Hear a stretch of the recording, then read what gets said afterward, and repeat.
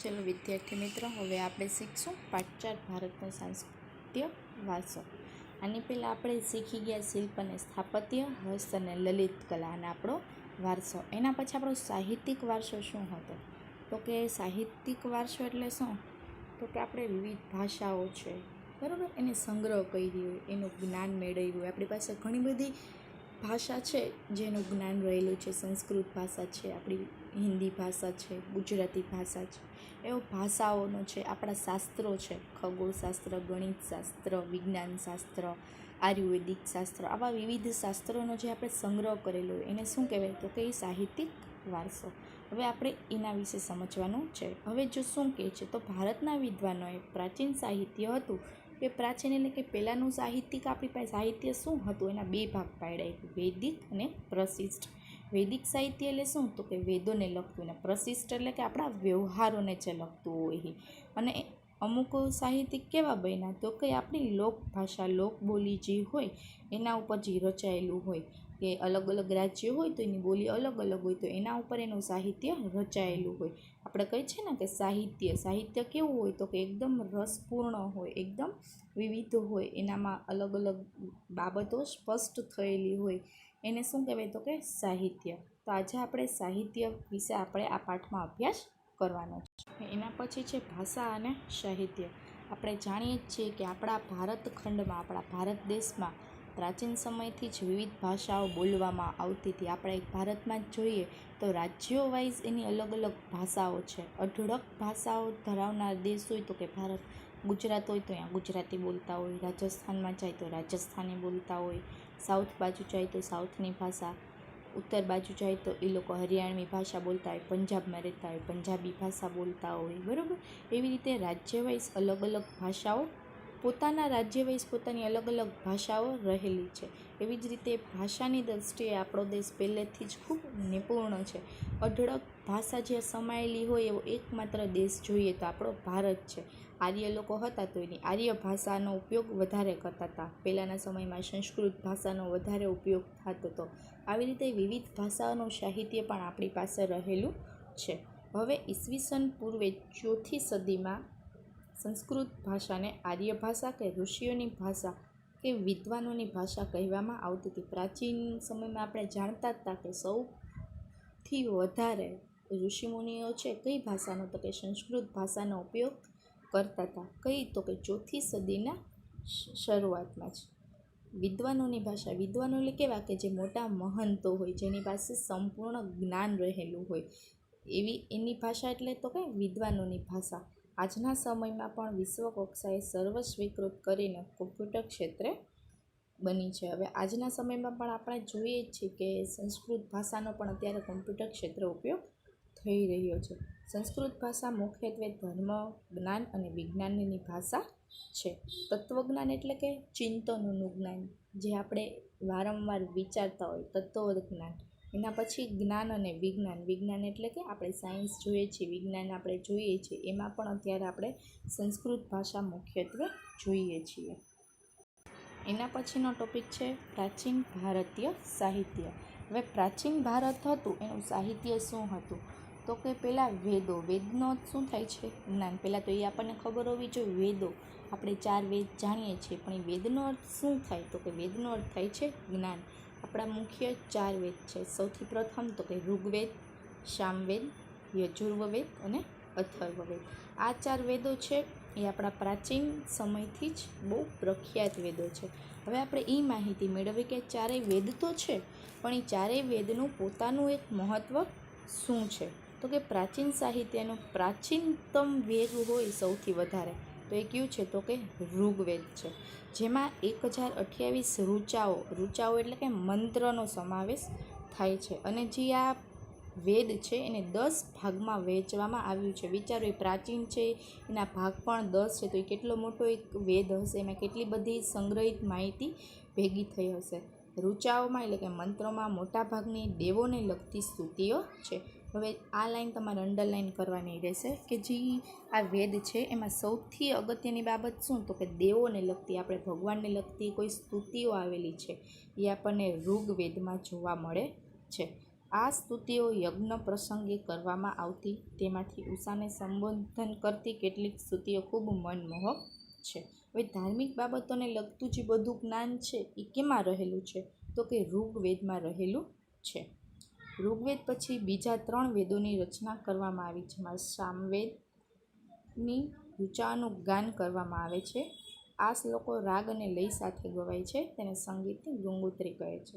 હવે જે સામવેદ છે એમાં શેનું? તો કે રાગનું ગાયન કરવાનું, ગાવાનું, એનો મહિમા, એને કેમ ગાવું, વાદન કેમ કરવું, કેટલા રાગ છે. સંગીતનો ગ્રંથ કેને મનાય છે?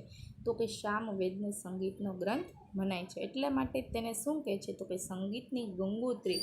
સંગીતને લગતું કાંઈ પણ માહિતી આપણને મેળવવી હોય તો કેમાંથી? તો કે સામવેદમાંથી મળે છે. એના પછીનો જે વેદ છે યજુર્વેદ, યજ્ઞનો વેદ કહેવાય છે. આ વેદ ગદ્ય અને પદ્ય એટલે કે પાઠ, અને પદ્ય એટલે કે કાવ્ય સ્વરૂપે આખો લખાયેલો હોય તો કયો વેદ? તો કે યજુર્વેદ છે. યજ્ઞ વખતે બોલવામાં આવતા મંત્ર, ક્રિયા, વિધિનું વર્ણન કેમાં કર્યું છે? તો કે યજુર્વેદમાં. હવે તમને એમ થાય કે ઋગ્વેદમાં પણ આવ્યું મંત્ર ઉચ્ચારનું, યજ્ઞનું, અને યજુર્વેદમાં પણ આવ્યું. હવે યજુર્વેદમાં જે આવ્યું વર્ણન કેનું? તો કે આપણે મંત્રો છે, ક્રિયા છે, વિધિ, એ આપણે જે બોલીએ છીએ યજ્ઞ કરતા હોય ત્યારે એનું વર્ણન કેમાં? તો કે યજુર્વેદમાં છે. પણ જે આપણે ઋગ્વેદ જોયો એમાં મંત્રો ને બધું આવ્યું, એ કેનું બધાય છે? તો કે આપણે દેવી દેવતાઓની જ્યારે પૂજા આરાધના કરતા હોય છે ત્યારે બોલવામાં આવતા હોય છે. તો અહીંયા આપણા 3 પૂરા થઈ ગયા. એના પછી છે અથર્વવેદ. હવે અથર્વવેદમાં શું છે? તો કે આપણા વિવિધ સંસ્કારો છે, બરાબર. એ સંસ્કારોનું સિંચન અને કર્મકાંડ. કર્મકાંડ એટલે શું? તો કે બધા આ ક્રિયાઓ કરાવતા હોય, નાન બોલ કરાવે, કોઈ ગુજરી જાયની પાછળની જે ક્રિયાઓ કરવામાં આવે છે, કર્મકાંડ, બરાબર. એ બધી જે માહિતી હોય એ કેમાં આલેખી છે? તો કે અથર્વવેદમાં આલેખી છે. આપણા 4 વેદ છે. એના પછી છે ઉપનિષદ. હવે ઉપનિષદમાં આપણને શું માહિતી મળે છે? તો કે બ્રહ્માંડનો આરંભ, બ્રહ્માંડ છે એ ક્યાંથી પ્રગટ થયું, એનું જીવન, મૃત્યુ, ભૌતિક અને આધ્યાત્મિક જગત, આધ્યાત્મિક એટલે ધાર્મિક બાબતનું જે જગત છે એની માહિતી જે કેમાં? તો કે ઉપનિષદમાં વિવેચન એટલે કે ઉપનિષદ આપણું છે એમાં આલેખવામાં આવી છે. ઉપનિષદ છે એ સંવાદના સ્વરૂપમાં છે. સંવાદ કરવું એટલે શું? કે બોલી શકીએ આપણે, એકબીજાને કહી શકીએ એવા સ્વરૂપમાં ઉપનિષદ છે એ આલેખવામાં આવ્યું છે. એ મુખ્યત્વે છાંદોગ્ય શરૂઆતના ઉપનિષદો છે. એટલે કે છે કે બૃહદારણ્ય અને છાંદોગ્ય શરૂઆતના ઉપનિષદો છે.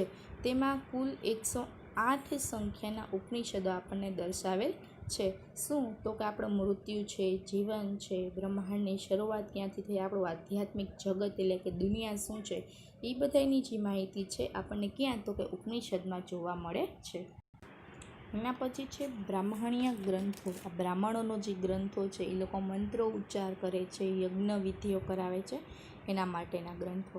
વેદોના મંત્રોનો અર્થ સમજવા માટે તેના પર પદ સ્વરૂપમાં, એટલે કે પદ કેટલી? તો કે 2 લીટીના એવા સ્વરૂપમાં રચાયેલી એની ટીકાઓ કરવાની બ્રાહ્મણોના ગ્રંથમાં સમાવેશ થાય છે. એમાં જુદા જુદા યજ્ઞો અને તેને લગતી વિધિઓ માટેનું માર્ગદર્શન ક્યાંથી?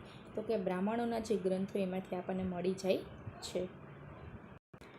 એના પછીનું છે આરણ્યકો. હવે આરણ્યકો એટલે કોણ? તો કે આર્ય લોકો, જે આપણા ભારતમાં પ્રાચીન સમયથી જ આવેલા હતા. હવે એનું જીવન અંતિમ ધ્યેય શું?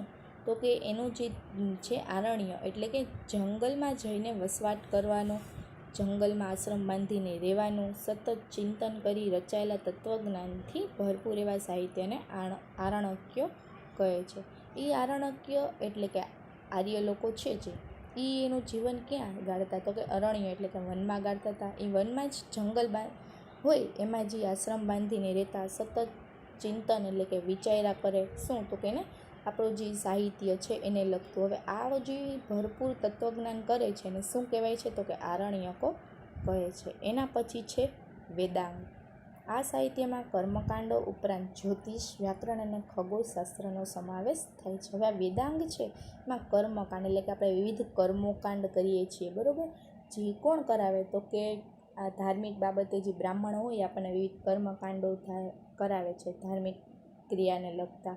જ્યોતિષ એટલે કે વિવિધ જ્યોતિષ શાસ્ત્ર છે, આપણે કુંડળીઓ મેળવવી ને એવું બધા કાર્ય કરીએ છીએ. વ્યાકરણ છે આપણું ગુજરાતી, હિન્દી, એ વ્યાકરણને લગતી માહિતી, અને ખગોળ એટલે કે આપણું અવકાશને લગતી જે શાસ્ત્ર છે એ બધી માહિતી ક્યાં? તો કે આપણને વેદાંગમાં મળે છે. ભારતના બે મુખ્ય કાવ્ય રામાયણ અને મહાભારત છે, જે આપણે બધા જ ખૂબ વિશાળથી જાણીએ છીએ. રામાયણ છે એમાં રામ ભગવાનની, અને મહાભારત છે એમાં કૃષ્ણની આખી જીવનગાથા આપણે એમાં જોઈ શકીએ છે. તે પ્રાચીન સમયથી જ મહાન ગ્રંથ તરીકે ઓળખવામાં આવે છે, જે આપણે અત્યારે ઘરે બેસીને આપણે જોઈએ જ છીએ. જે લોકો જોતા હશે કે રામાયણ અને મહાભારત આવતું જ હતું, એ કેટલું પહેલાંના સમયથી જ ખૂબ પ્રાચીન હતું, જે આજે પણ આપણને જોવાની, એને જાણવાની ને એને સમજવાની આજે પણ આપણને એટલી જ મજા આવે છે. આ મહાકાવ્યનું વર્ણન ક્યારે? તો કે બીજી સદીમાં થઈ ગયું હતું. ત્યારે કઈ? તો કે 21મી સદી ચાલે છે. વિચારો, બીજી સદીમાં થઈ ગયેલું છે વર્ણન, એ પણ અત્યારે આપણને જાણવાની, જોવાની ખૂબ મજા આવે છે. રામાયણમાં અયોધ્યાના રાજવી રામચંદ્રની કથા આપી છે, અને મહાભારતમાં કેની? તો કે કૃષ્ણની આપી છે. હવે જે રામાયણ છે એ મહાભારત કરતાં ઘણું મોટું છે. મહાભારત તો એક નાનકડો જ એક ગ્રંથ છે, પણ મહાભારત છે નાનું છે, પણ જે રામાયણ છે એક મોટું સરસ ગ્રંથ છે, જેમાં રામચંદ્રની પહેલેથી કરીને અંત સમયની બધી જ કથાઓ તેમાં વર્ણન કરેલી છે. તે મહાભારતમાં લગભગ 1 લાખ શ્લોક હોય એવું માનવામાં આવે છે, અને તે વિશ્વનો સૌથી મોટું કાવ્ય સંગ્રહ છે. પાંડવો અને કૌરવો વચ્ચે થયેલું યુદ્ધ તેનો મુખ્ય વિષય છે, જે ક્યારે? તો કે આપણે એન્ડમાં જોઈએ જ છીએ કે પાંડવો છે અને કૌરવો છે તેના વચ્ચે યુદ્ધ થાય છે. એવી નાની મોટી વાર્તાઓને જોડીને એક મોટી મહાભારતના ભગવદ્ ગીતાની સિદ્ધાંતોની વિવેચન કરવામાં આવ્યું છે. તેમાં મોક્ષ પ્રાપ્તિના 3 માર્ગ છે: જ્ઞાન, કર્મ અને ભક્તિ માર્ગનું વિવેચન.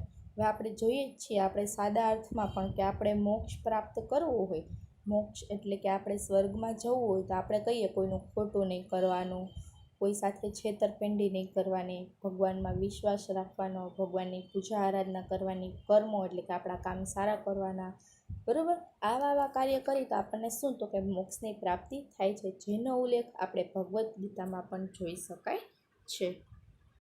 હવે જે રામાયણ અને મહાભારત છે એ એટલા સરસ મજાના કાવ્ય સંગ્રહ છે કે જેને વ્યવસ્થિત જોવે ને, એના શ્લોકો, એના વિચારો ખાલી પોતાના મગજમાં ઉતારે ને તો પણ એના જે જિંદગી હોય, એની લાઈફ હોય, એના ઉપર એ ગહન અસર પાડી જાય છે. શું કામ? તો કે એમાં એકદમ સરસ મજાના સંસ્કારોનું સિંચન, એમાં એકદમ સરસ મજાના સંસ્કારો બતાડવામાં આવ્યા છે. હવે આ યુગમાં સંસ્કૃત ભાષામાં પુષ્કળ સાહિત્ય રચાયા હતા. પહેલાંના સમયમાં તો કઈ ભાષા? તો કે સંસ્કૃત ભાષા હતી, એનો જ વધારે ઉપયોગ થતો હતો. એટલે પહેલાંના સમયના જે બધાય ગ્રંથો છે એ કેમાં? તો કે સંસ્કૃતમાં જ લખવામાં આવતા હતા. ધાર્મિક અને લૌકિક એવી બંને પ્રકારની રચનાઓનો સમાવેશ થાય છે. ધાર્મિક એટલે કે ધર્મને લગતી, અને લૌકિક એટલે કે એ પણ એક ધર્મને જ લગતી, એમાં બધી બાબતોનો સમાવેશ થાય છે. પુરાણોએ આરંભિક વૈદિક ધર્મને સમજાવવામાં મુખ્ય ભૂમિકા ભજવી છે. આ સમયગાળામાં અનેક શાસ્ત્રો અને સ્મૃતિના ગ્રંથો લખાઈ ગયા. સ્મૃતિ એટલે શું? તો કે યાદ કરવું. આપણે કહીએ ને, મેં આજે તને યાદ કર્યા, એને શું કહેવાય? તો કે સ્મૃતિ. પ્રાચીન સમયમાં ઘણા બધા એવા ગ્રંથો લખાઈ ગયા જે આપણે ખાલી વાંચી લઈને તો પણ આપણા જીવનમાં એક ગહેરી અસર પહોંચાડે છે. વિવિધ કક્ષાના ગણિત અને અન્ય વિજ્ઞાન સંબંધિત શાસ્ત્રો પણ લખાઈ ગયા છે. સ્મૃતિ ગ્રંથોમાં ધર્મ અને કર્તવ્ય, રિવાજ અને નિયમો આપવામાં આવ્યા છે. એના પછી પ્રારંભિક બૌદ્ધિક સાહિત્ય કેમાં? તો કે પાલી ભાષામાં લખાયું છે. આ સાહિત્ય 3 વિભાગમાં વહેંચાયેલું છે. પહેલું છે સૂત્ર પીટક અને વિનય પીટક. આ 3 ભાગમાં એ વહેંચાયેલું છે. એટલે એને કયા નામે? તો કે ત્રિપીટકના નામે ઓળખવામાં આવે છે. આ ઉપરાંત બૌદ્ધિક સાહિત્યમાં પણ કેવા? એટલે કે બૌદ્ધ ધર્મનું જે સાહિત્ય છે એમાં પણ અનેક ગ્રંથો લખાઈ ગયા છે. ગુપ્ત યુગને સંસ્કૃત કાવ્ય અને નાટકના વિકાસનો સુવર્ણ યુગ કહેવાય છે. પહેલાંના સમયમાં નાટકો ખૂબ જ થતા હતા. નાટકો ઉપર આખા સ્ક્રિપ્ટ લખવામાં આવતી હતી, બરાબર. અત્યારના સમયમાં આપણે એ ઓછું જોવા મળે છે. પ્રાચીન સમયમાં આવા બધા જે નાટકો છે, કાવ્ય છે, એ ખૂબ સરસ રીતે લખવામાં આવતા હતા. આ સમયના મહાન લેખક કોણ થઈ ગયા? તો કે કવિ કાલિદાસ આપણે જાણીએ છીએ, ભારવી, બાણભટ્ટ વગેરે જેવા વિવિધ મહાન કવિઓ પણ ત્યારે થઈ ગયા. કવિ કાલિદાસ છે એ આપણે જાણીએ છીએ વિશ્વ પ્રસિદ્ધ કવિ તરીકેનો ઓળખવામાં આવે છે. તે ઉત્તમ કાવ્યકલા અને નાટ્ય શૈલી, રઘુવંશ, ઋતુસંહાર જેવા વિવિધ કાવ્ય સંગ્રહો પણ તેને લખેલા છે. એના પછી જૂની ગુજરાતી ભાષામાં પદ્ય સાહિત્ય રચાયું હતું. સમય જતાં ગુજરાતી ભાષામાં અનેક કૃતિઓ રચાવા લાગી, જેમ કે આપણા નરસિંહ મહેતા જાણીએ છીએ, જે આપણા ગુજરાતના છે, મીરાબાઈ છે, પછી દયારામ છે, પ્રેમાનંદ છે. આ બધા આપણા ગુજરાતના સાહિત્યકારો છે, જેને વિવિધ રીતે અલગ અલગ કાવ્યો લખ્યા, અલગ અલગ કૃતિઓ કરી. આપણે જાણીએ છીએ કે નરસિંહ મહેતાના કાવ્ય, પહેલું જ કાવ્ય છે વૈષ્ણવ જન તો તેને કહીએ. એ કાવ્ય એટલું સરસ રીતે લખ્યું છે, જે આજે પણ વાંચીએ છીએ કે સાંભળીએ છીએ તો પણ આપણને મજા જ આવે છે. એના પછી પ્રેમની દીવાની, કૃષ્ણમાં લીન થયેલી મીરાબાઈના કાવ્ય પણ એટલા જ સરસ હોય છે. એના પછી ગંગા સતી છે, એના પણ કાવ્ય આપણે એટલા સરસ જાણીએ છીએ. એને કઈ ભાષામાં કાવ્ય લખ્યા? તો કે ગીતો, ગરબી, છપ્પા. આ શું છે? તો કે એના પદો છે. વિવિધ રીતે લખવાની એક કળા છે. એવી રીતે એને વિવિધ રીતે એને ગુજરાતી સાહિત્ય છે આપણું, એને સમૃદ્ધ બનાવ્યું છે. એવા બીજા કયા નામ છે? તો કે પન્નાલાલ પટેલ છે, ઉમાશંકર છે, ગોરધન ત્રિપાઠી છે. આવા વિવિધ વ્યક્તિઓએ પણ આપણું જે ગુજરાતનું સાહિત્ય હતું, એ ગુજરાતી સાહિત્ય છે એને ખૂબ સમૃદ્ધ બનાવ્યું હતું. એના પછી છે દ્રવિડોની જે ભાષા હતી, દ્રવિડ લોકો હતા, એનો સાહિત્યનો કેમાં વિકાસ કર્યો? તો કે તમિલ ભાષામાં, તેલુગુ ભાષામાં, કન્નડ અને મલયાલમ ભાષામાં. હવે તમિલ ભાષા છે ને એ સૌથી જૂની હોવાનું મનાય છે. ભારતની પ્રચલિત પરંપરા અનુસાર 3 સંગમોનું આયોજન થયું હતું, જેમાં અનેક સંતો અને કવિઓએ પોતાની રચનાઓ તૈયાર કરી હતી. આ સાહિત્યનો પ્રસિદ્ધ ગ્રંથ કયો છે? તો કે એતુથો કઈ 8 કાવ્યોનું સંકલન છે, બરાબર. કે એ સમય હતો ત્યારે સારામાં સારું પ્રસિદ્ધ કયું હતો ગ્રંથ? તો કે એતુથો કઈ.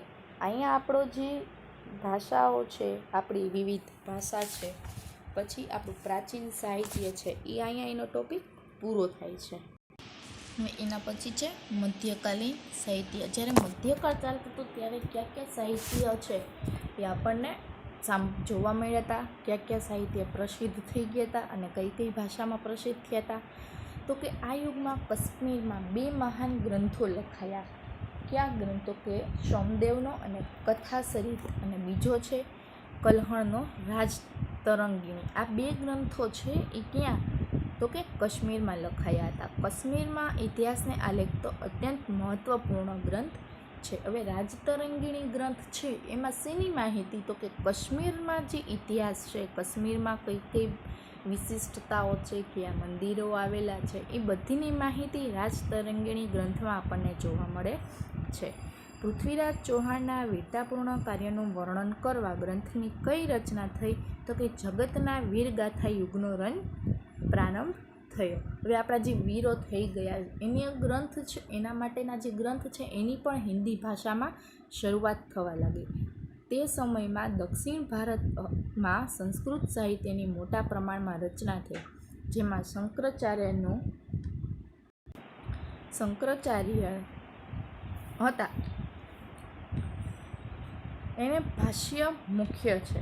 ભાષ્ય એટલે કે આ સમયમાં દ્રવિડ કુળની ભાષાઓનો વિશેષ વિકાસ થવા લાગ્યો.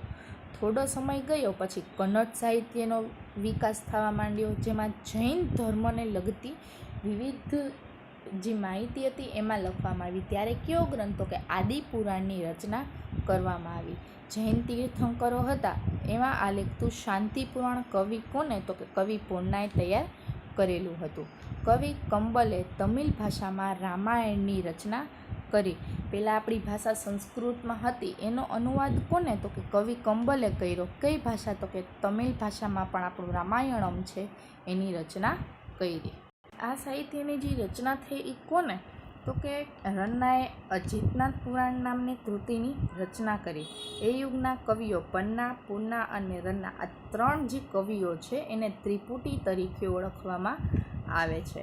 એના પછી પ્રાચીન ભાષાનો ધીમે ધીમે વિકાસ થવા લાગ્યો. અલગ અલગ ભાષાઓમાં વિવિધ ગ્રંથોની રચના કરવામાં આવી, અથવા જે ભાષામાં ગ્રંથો લખાયા હોય એનો બીજી ભાષામાં અનુવાદ થવા લાગ્યો. હિન્દી ભાષાના 2 સ્વરૂપ, વ્રજ અને ખડી બોલી, જે આપણે ગોકુલ, મથુરા, વ્રજના જગ્યાએ જઈએ છીએ ત્યાં વ્રજની ભાષાને ખડી બોલી, જે આપણે અહીંયા હિન્દી બોલતા હોય એવું હિન્દી નહીં, પણ અલગ હિન્દી છે, એનો પણ ધીમે ધીમે વિનિયોગ, એટલે કે એ પણ ધીમે ધીમે બોલાવા લાગી. આ 2 ભાષામાં અનેક ભક્તિ ગીતો રચાઈ ગયા. આપણા જે ભક્તિને લગતા ગીતો છે એ વધારે પડતા વ્રજ ભાષામાં જ લખાયેલા છે. હિન્દી અને ગુજરાતી ભાષા સાથે મળી આવતી રાજસ્થાની ભાષામાં વીર ગાથાઓ લખાય. વીર ગાથા એટલે કે આપણા જે વીરો હોય એને લગતા જે ગીતો લખવામાં આવે છે, એવા વીર ગીતો પણ રાજસ્થાની ભાષામાં લખાવા માંડ્યા. મુલ્લા દાઉદનો ગ્રંથ ચંદ્રયાન એ અવધી ભાષાનો સૌથી જૂનો ગ્રંથ મનાય છે. હવે ચંદ્રયાન ગ્રંથ છે એ અવધી ભાષામાં લખવામાં આવ્યો હતો. જે પ્રાચીન ગ્રંથો પરના ભાષ્યો હજુ પણ સમયે સંસ્કૃત ભાષામાં રચાતા હતા. ફારસી ભાષા દિલ્હીના સુલતાનોની રાજભાષા હતી. હવે જે દિલ્હીમાં સુલતાનો રહેતા હતા એ કઈ ભાષા બોલતા હતા? તો કઈ પ્રાચીન ભાષા બોલતા, ફારસી ભાષા બોલતા હતા. તેનું સાહિત્ય હતું એ કઈ ભાષામાં? તો કે ફારસી શબ્દમાં સમાવેશ થવા માંડ્યો. સ્વાભાવિક જ છે કે જ્યાં જે ગ્રંથ રચાણો હોય, જ્યાં જે ગ્રંથ લખવામાં આવ્યો હોય એ ત્યાંના જે કવિઓ હોય, શાસ્ત્રીઓ એના દ્વારા લખાતા હોય, તો એ એની જ ભાષામાં લખવાના છે. હવે ગુજરાતમાં કોઈ ગ્રંથ લખે, કોઈ અનુવાદ કરે તો ગુજરાતી ભાષામાં કરે, રાજસ્થાનમાં લખે તો એની રાજસ્થાની ભાષા લખે, વ્રજમાં લખે તો એની વ્રજની ભાષા લખે. તો હવે ફારસી ભાષામાં દિલ્હીના સુલતાનો એની ભાષામાં ગ્રંથ લખ્યો, તો તેના જે શબ્દ હતા એ કઈ ભાષા? તો કે ફારસી ભાષામાં લખવામાં આવ્યા હતા. હવે અમીર ખુસરો આ સમયમાં સૌથી મહાન સાહિત્યકાર ગણાય છે. આપણે હાલના સમયમાં પણ અમીર ખુસરોનું નામ એટલું જ વિખ્યાત જાણીએ છીએ. તે ઇતિહાસકાર હતા, એટલે કે ઇતિહાસ લખતા હતા. રહસ્યવાદી, એટલે કે શું રહસ્ય, ક્યાં શું રહસ્ય રહેલું છે તેને પણ જાણનારા, એના પર પણ લખનારા એવા રહસ્યવાદી હતા. સંગીતકાર હતા, એટલે કે સંગીતના પણ ખૂબ જાણકાર હતા. આ 3 બાબત એનામાં ખાસ રહેલી હતી. એના ગુરુ કોણ હતા? તો કે હઝરત નિઝામુદ્દીન ઓલિયા. એ તમારે અંડરલાઇન કરવાનું છે કે હઝરત નિઝામુદ્દીન ઓલિયા હતા એ અમીર ખુસરોના ગુરુ માનવામાં આવતા. હવે એ સમયમાં પ્રાદેશિક ભાષા, એટલે કે અલગ અલગ પ્રદેશોની ભાષા હતી. ક્યાં? તો કે મધ્યકાલીન સાહિત્યમાં. આ મધ્યકાલીન સાહિત્ય તો એમાં પ્રાચીન સમયમાં, પછી ધીરે ધીરે આપણે પ્રાદેશિક ભાષામાં પણ એનો ધીમે ધીમે વિકાસ થવા લાગ્યો. હવે આજે ગુજરાત હોય તો એની ભાષામાં લખશે, પણ ગુજરાતમાં પણ અલગ અલગ સ્થળે અલગ અલગ ભાષા બોલાતી હોય, અલગ અલગ સ્થળે અલગ અલગ કવિઓ, લેખકો હોય, શાસ્ત્ર લખતા હોય, એ અલગ અલગ સ્થળે રહેતા હોય. પણ એના લીધે ધીમે ધીમે પ્રાદેશિક ભાષામાં પણ વિવિધ રચનાઓ થવા લાગી. પ્રાદેશિક ભાષાઓને પણ ધીમે ધીમે વેગ મળતો ગયો. ભક્તિ માર્ગના સંતોએ લોકોની ભાષામાં ઉપદેશ આપ્યો. એટલે કે જે ભક્તિ માર્ગના સંતો છે એને લોકો જ્યાં રહેતા હોય, જે ભાષા સમજતા હોય એના વિશે જ્ઞાન આપવાનું શરૂ કર્યું. એમાં સૌથી વધારે જો આપણે નામ જાણતા હોય તો કબીર જેવા અનેક સંત કવિઓનો સમાવેશ થાય છે.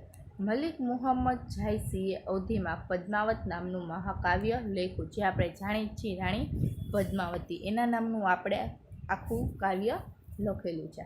આ ઉપરાંત તુલસીદાસનો પ્રસિદ્ધ ગ્રંથ રામચરિત્ર માનસ એ કઈ ભાષામાં? તો કે અવધી ભાષામાં લખાયેલો છે. આ યુગમાં અવધી ભાષાના બીજા 2 કવિઓ પણ થઈ ગયા હતા. આની પહેલાં પણ અવધી ભાષામાં એક ગ્રંથ લખાયો હતો અને આ ગ્રંથ પણ એક અવધી ભાષામાં લખાયેલો છે.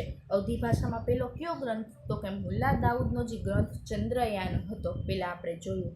એ પણ અવધી ભાષામાં લખાયેલો હતો અને રામચરિત્ર માનસ છે એ પણ અવધી ભાષામાં લખાયેલો હતો. કૃષ્ણદેવરાય તેલુગુ અને સંસ્કૃતના મહાન લેખક હતા. કૃષ્ણદેવરાય છે એને કયા ભાષામાં વધારે ગ્રંથ લખ્યા હશે? એ શું કામ એટલા બધા ઓળખતા હશે સંસ્કૃત ને તેલુગુ ભાષામાં? તો એને જે શરૂઆત કરી હોય, એને જે લખેલું હોય એ કઈ ભાષામાં? તો કે તેલુગુ અને સંસ્કૃત ભાષામાં એને વધારે રચના કરી હોય.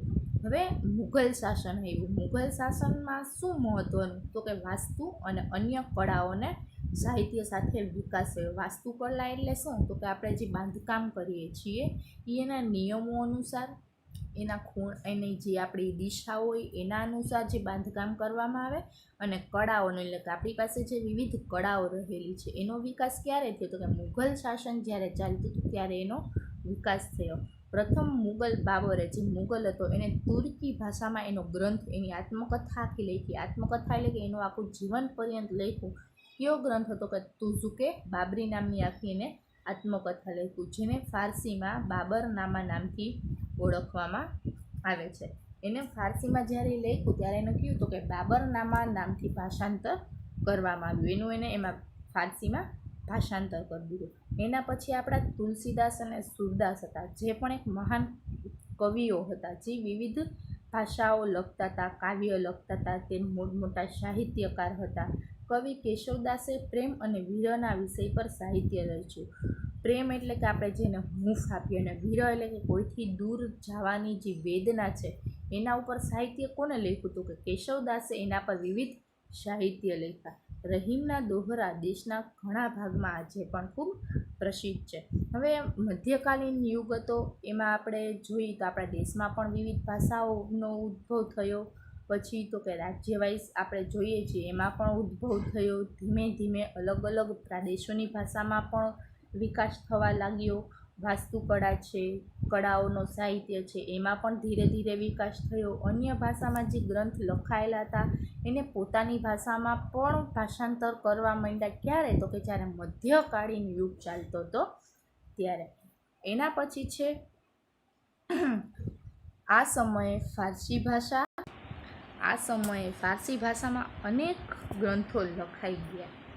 ક્યાં? તો કે આઈને અકબરી, આપણે નામ સાંભળ્યું છે, અકબરનામા લખ્યું હતું.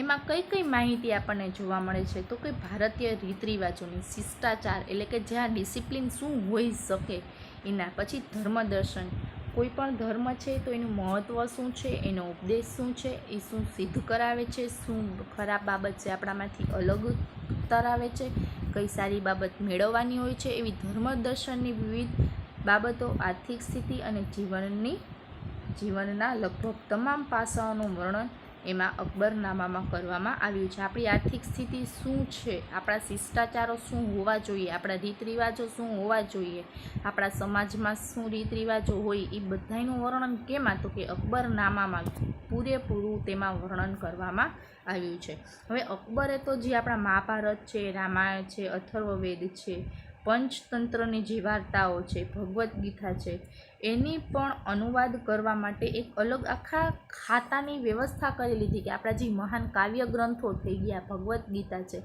એના પણ એને બીજી ભાષામાં અનુવાદ કરવામાં આવ્યા. એ જે અકબરનો સમય હતો એ ઇતિહાસના ઘણા ગ્રંથો એને ત્યારે લખેલા હતા. વિચારો, જે આપણા મહાન કાવ્ય આપણે સંસ્કૃત ભાષામાં લખેલા હતા એ સમયમાં, અકબરના સમયમાં એના પણ ભાષાંતર થયા.